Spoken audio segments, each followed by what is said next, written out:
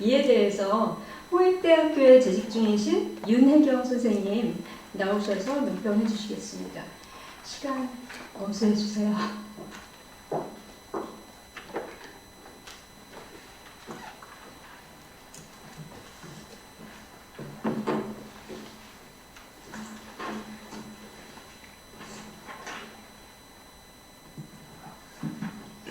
제 논평문은 선생님의 초고를 가지고 작성을 한 것이어서요. 제가 제목이 조금 변경됐습니다. 이 점에 대해서 양해 말씀드립니다. 고합니다. 일단은 영상미학을 계속 공부하는 연구자 입장에서 20세기 전반기의 영상예술의 미학적인 접근이 영화는 예술인가라는 존재로서는 화두로 정찰되었다면 20세기 후반 영상미학은 영화는 무엇을 사유하는가라고 하는 인식론적인 접근과 함께 철학적 방법론을 통한 영화적 사유로 영상미학의 폭과 깊이를 강화해 왔습니다. 최근 10여 년 전부터 영화 이론의 학적한 연구 흐름 속에서 기술 철학은 영상미학의 주변축을 형성해 왔으며 질베르 시몽돈 베르나르 스티글레르는 그중 대표적인 기술 철학주로 주목되었습니다. 동시대 동양숙에서 박진철 선생님의 연구는 시몽동의 기술 철학을 포스트휴먼적 사유로 재조명하며 영상미학의 지평을 확대하고자 하는 묘심도 깊은 연구를 생각합니다. 그간 정통 철학과 포스트휴머니즘, 생태미학 등을 기반으로 영화 이론의 학적인 연구를 신화하고 확장해오신 박진철 선생님의 연구를 가장 먼저 접할 수 있어서 큰 영광이라는 점을 고백합니다. 일단 연구는 영화 인류세 위기에 대한 자안으로 시몽동의 기술 철학의 포스트휴먼적 함의를 밝히고 시몽동의 기술 철학으로부터 영향을 받은 두 미디어 철학자 베르나르 스티글레르와 마크 헨슨의 영상 매체 이론을 제고함으로써 시몽동의 기술 철학의 포스트휴먼 개체추월적 영상미학의 틀을 확립할 수 있다는 것을 제안하고 있습니다. 통상 후설과 메를로 극제의 현상학의 기반으로 스티글레르와 헨슨이 독해되고 논의되는 것과 달리 스티글레르와 헨슨에게서 시몽동의 개체추월적 기술 철학이 어떻게 작용하고 있는가를 조명했다는 점에서 매우 주목할 만한 논의라고 생각합니다.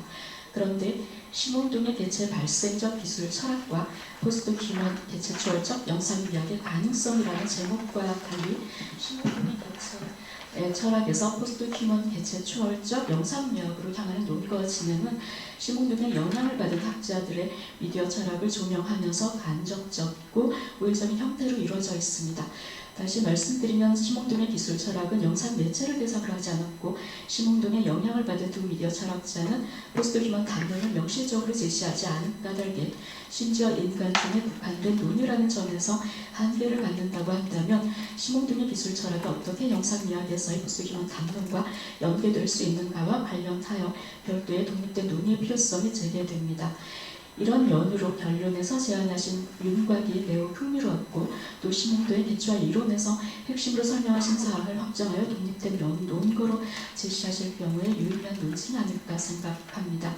이와 같은 견지에서 선생님의 연구는 시몽돈부터 스티글레르 헨슨에 이르는 기술미학적 지형 그리기이자 동시대 포스트휴머니즘 담론과 영상예술의 관계를 반성하게 하는 깊이 있는 성찰을 생각합니다.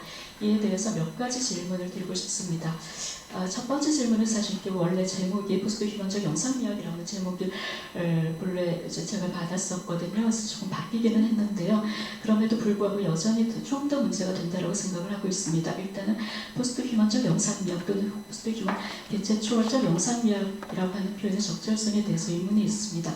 포스트휴먼이라고 하는 개념은 자연스럽게 1990년대 중반 이후 인문학과 사회과학을 중심으로 해서 인본주의와 인간중심주의의 비판으로 확산된 포스트휴머니즘 담론을 떠올리게 됩니다. 선생님께서 포스트휴머니즘이라는 용어 대신에 포스트휴먼을 명사형과 형사로 사용하고 계시는데요. 언뜻 떠올랐을 때는 사실 윌리엄 달의 포스트 모던 조건이 떠올랐었습니다. 그래서 영상미학의 포스트휴먼적 조건과 가능성을 고려하시는 건가라고 생각을 했었습니다. 그런데 지금 포스트휴먼 개체 초월적 영상미학이라고 이야기를 하게 되면은 영상미학이 하나의 개체로 사실 굉장히 협소한 범위로 축소가 되지 않는가라는 문제의식이 사실 저한테 있습니다.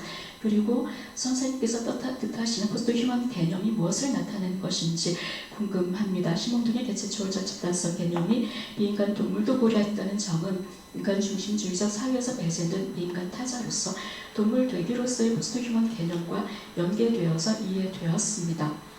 그러나 자연과 문화의 전통적인 이분법 자연은 주어진 것이고 문화는 구축된 것이라는 이원론적인 관점을 탈피하면서 자연을 구축된 것으로 보거나 또는 자연과 문화의 상호작용을 주장하는 포스트 휴머니즘 시각과 달리 심홍동에게서 기술적 대상이 전 개체적 실제를 자연으로부터 감지하여 운반할 수 있다는 것은 자연과 문화의 이원론적인 구분을 여전히 담지하고 있는 것이 아닌가 하는 의구심이 들었습니다.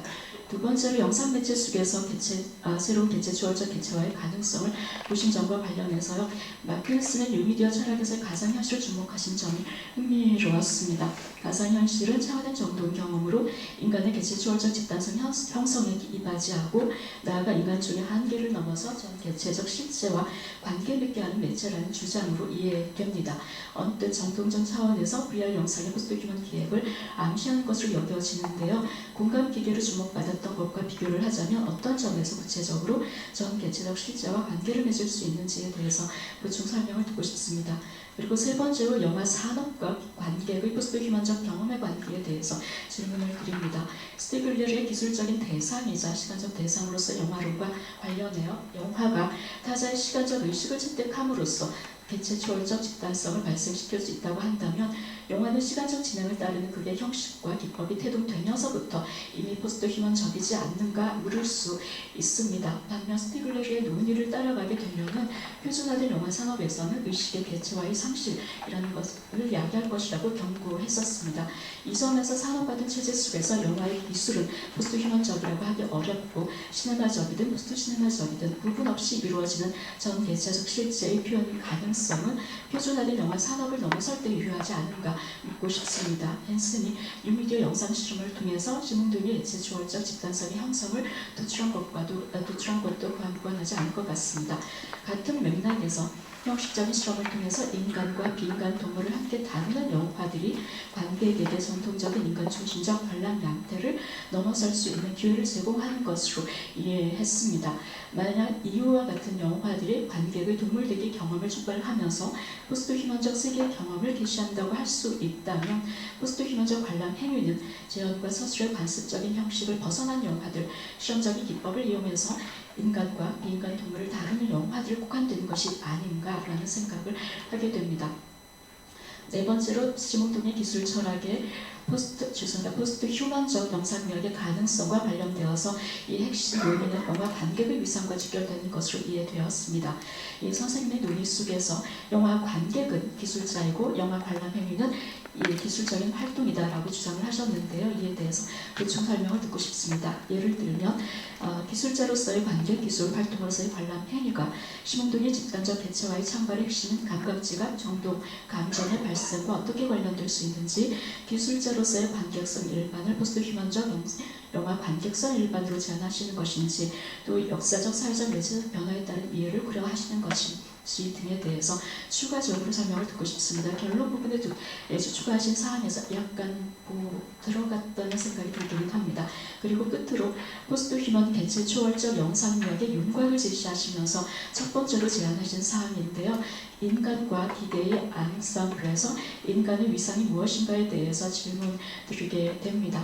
사실 통상적으로 포스트 휴먼 개념과 관련되어서는 인간과 기계, 유기체와 비유기체의 경계의 해체라는 정도 포함되는 것을 고려한다면 인간과 기계의 앙상블은 충분히 포스트 휴먼적이지 않다고 할 수 있지 않은가라는 생각이 살짝 들었습니다. 그리고 인간과 기계의 협업으로 만들어지는 영상들, 단적으로 AI 영화는 그 내용이나 형식과 무관하게 제작 방식만으로 포스트 휴먼적이라고 할 수 있는가라고 물을 수 있습니다. 그리고 영상 매체와 관련되는 사항은 아니지만 인간과 기계의 양성들과 관련되어서 동시대 사회기술의 발전의 측면에서 피지컬 AI를 갖춘 로봇과 같은 기계가 에이전트로서의 역할을 하게 된다면 인간이 기계를 사이에서 기계를 해석하는 해석자로 머물면서 감독관의 역할을 담당할 수가 있는가, 감독관의 역할을 하지 않을 경우에 나타나는 폐해는 어떻게 막을 수 있는가 이런 등의 의문이 듭니다. 심홍동의 기술 철학과 영상 매체의 관계를 포스트 휴먼 담론과 연계하고